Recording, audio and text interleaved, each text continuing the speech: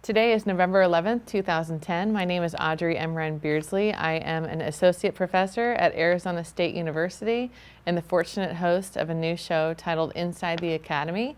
Today I have the honor of interviewing Dr. Maxine Greene, educational philosopher, teacher, lecturer, author, and social activist. Welcome to Inside the Academy. It's such a pleasure to honor you. Thank The first part of the show is called Becoming Maxine. We'll talk a little bit about your personal history and background. So where were you born? I was born in New York City. I grew up in Brooklyn. Can't you tell? And you said becoming. I'm an existentialist, so I am still becoming. You're still becoming. You don't stop. Always becoming Maxine. Tell us about your parents. Neither one was an educator. My father was he always said he graduated from the third grade.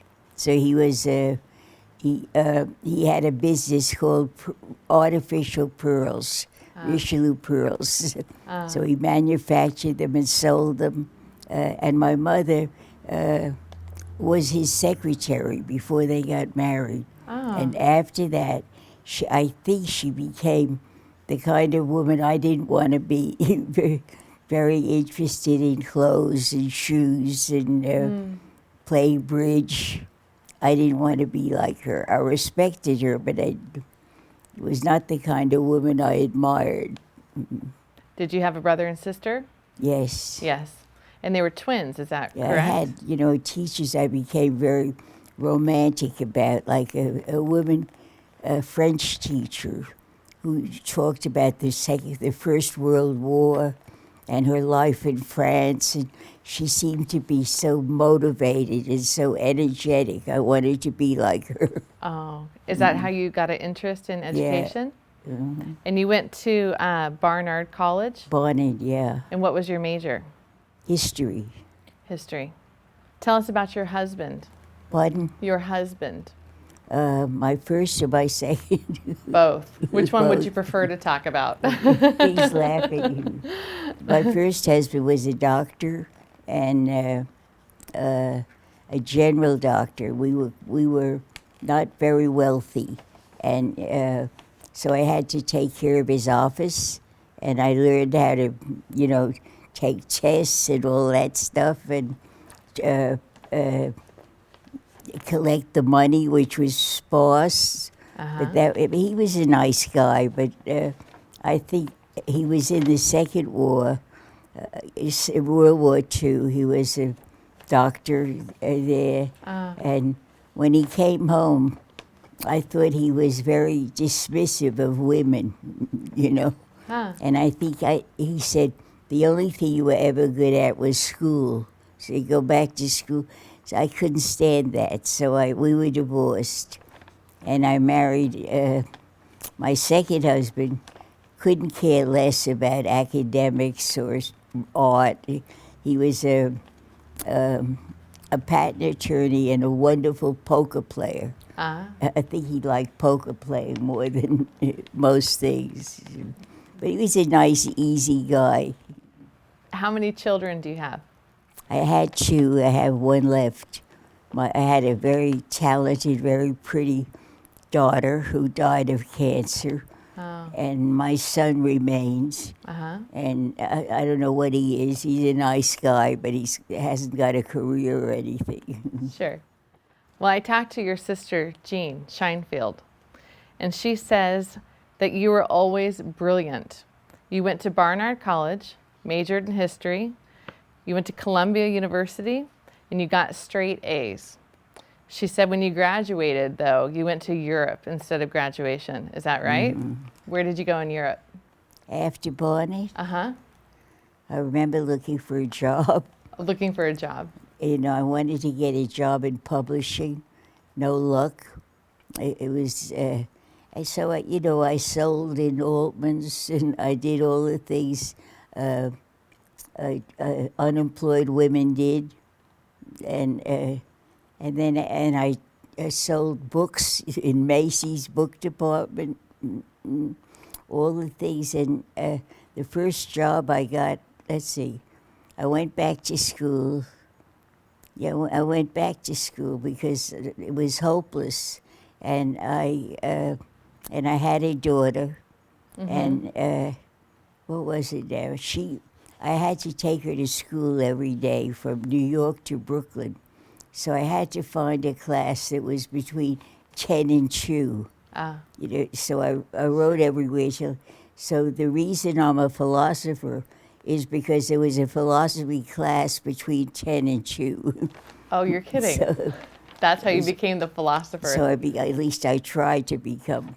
It was hard because there were very few women in the field.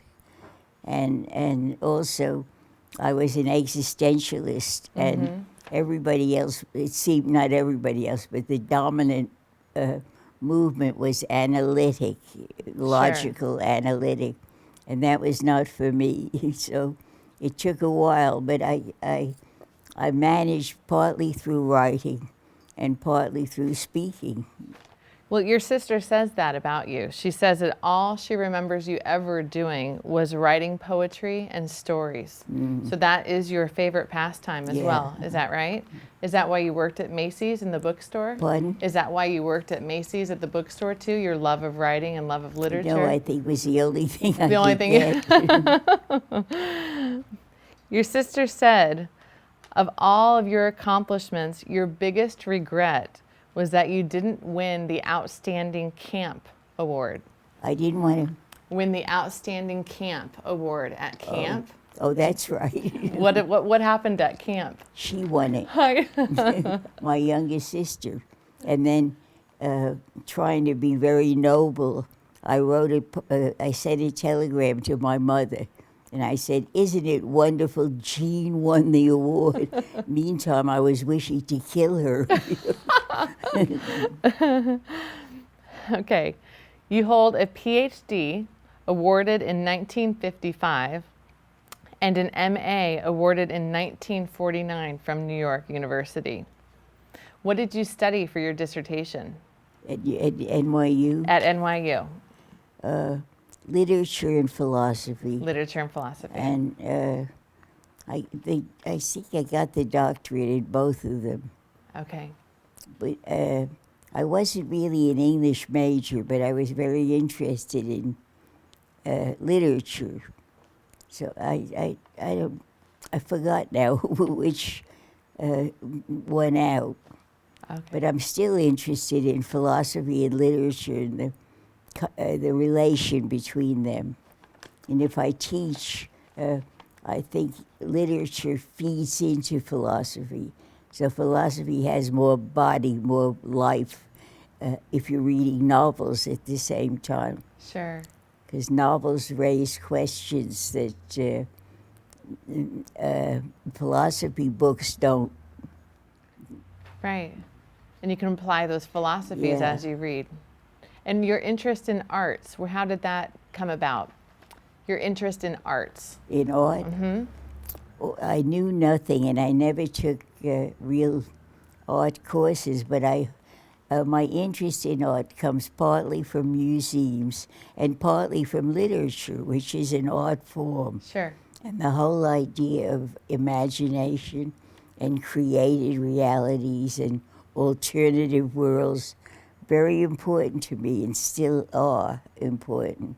And when I talk about wide-awakeness, I want people to notice things are in the world that they wouldn't notice if they didn't see painting, if they didn't read novels. Like I look at that tree and I see it better because I've seen paintings of trees. I've seen Manet and Monet. They don't like that, but it makes me see what I wouldn't normally see. For example, I see the design of the branches, which the artist helps me see. So I like the idea that artists awaken me to the world. And how might we apply your theory of wide awakeness in schools today with teaching children? I want to communicate to children the excitement of imagination, of seeing new things, of seeing possibility. What worries me about schools, children go to school, they don't see the point. It's boring, you know, it's dull. But if you can make them see there is a point, if they can imagine possibility, you know, and that takes imagination, possibility for their own lives or for their community, or and I have like during the Iraqi War, or I've tried very hard to get students, if they weren't little kids, awake to to injustice, to brutalities, so that they would feel an obligation to at least act, to imagine something better. That's great. You know, and imagination has to do with thinking of things as if they could be different. And, you know, when you read about these awful things that happen, Sure. like reading about how women are treated in Arab countries, you know, you imagine how things could be different there. Because you can't say, well, that's the way that things are. I don't want to accept it that way. I'd like to think how things might be, not how they are. I don't want to stick with it taken for granted, I say. Did you study philosophy when you were in college? Did I take philosophy? I did. Well, I have my PhD, so I took philosophy courses, but I did more of the research. Philosophy can be very boring, but it can be very interesting if you ask impossible questions, you know, unanswerable questions, like why does my friend have cancer with so little chance of getting better? She's a good person. Why did that happen to her? I mean, those are, or what can I do to change things? Those the unanswerable questions. So that's why when earlier you referred to the analytic notion that you've rejected that notion your entire life. Is that right? And so that, correct me if I'm wrong, but that's how you see what might happen in our schools, is we're so overly concentrated on analytics that we might do this wide-awakeness idea and really wake up our children in terms of I remember reality. once I probably told people, was the year after my daughter died, and I think I went to the movies. I didn't know what to do with myself, and I saw a movie.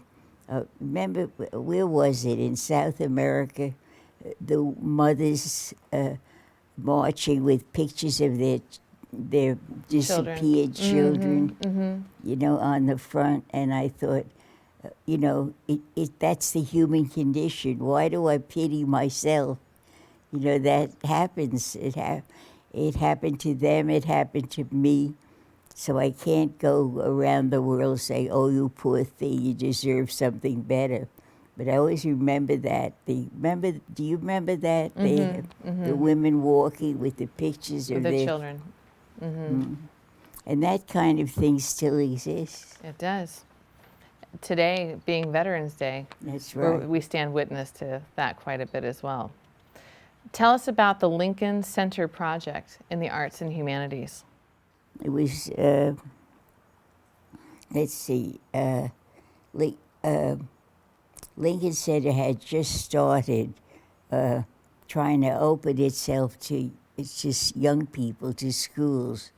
And I think I went down there, and somebody, I think the head of Teachers College called me. He said, go to Lincoln Center and invent an institute. So I remember I went there, and what we invented was a series of workshops that run by dancers or musicians or painters, and young people could be part of the workshops. Not that they became musicians, but that they found out what it meant to be really engaged in music or engaged in dance. So we had them dancing and understanding what was involved, in the body and movement and so. And it's still, we have a little budget problem there now, but it's still going on. Yes, we have Lincoln schools in Arizona, in the valley. I hope it keeps up. Yeah. I wrote one book called The Blue Guitar, Variations on a Blue Guitar, and it's the lectures I gave at Lincoln Center. It sort of says what it was about. Mm-hmm. And The Blue Guitar is a poem by Wallace Stevens, who says the band played on the blue guitar, and people asked him what he was doing. He said he wanted to play as the world was different. And they say, we want things just the way they are. It's what imagination does. I love the idea of a blue guitar, and a lot of artists have used that image, not from me, but from the. You went from New York University, beginning your teaching in 1949, to Brooklyn College, with a short stint at Montclair State College, then on to Teachers College here in New York at Columbia. You have been here since 1965. What brought you to Teachers College? What? What brought you to Teachers College? I was lucky enough to have published one or two articles, so the editor of the Teachers College Record invited me to come to the college. And it wasn't easy because they hadn't hired many women in big jobs, and it took a while, but that kept me there. Eventually they changed, and I've been very fortunate. They've been very good to me at Teachers College. I could find out what I really love to do. Sure, they gave you that academic freedom. Janet Miller based her dissertation on your work that spoke to curriculum theory and the study of literature, and calls herself one of the luckiest people in the world. Oh my goodness. To live in New York City, where she can see you. She notes that your greatest gift to the world is your humanity, your questioning of your own. You make me cry. I know. Your own purposes. What do you see as your main purpose in your life? My main purpose was to move others to find themselves, to find their potential, their possibility, to know who they could be. I think Janet has gone very far. She's very well known in the profession, and I hope I helped her a little bit, having the courage to be what she wanted to be, because like many of our students, she came from a middle-class family like I did, who didn't give a damn about the arts or anything like that. So you have to be a kind of rebel to succeed in these worlds. And she was, she's a very gentle, sweet person. But if she didn't rebel against the ordinary, she wouldn't be Janet Miller.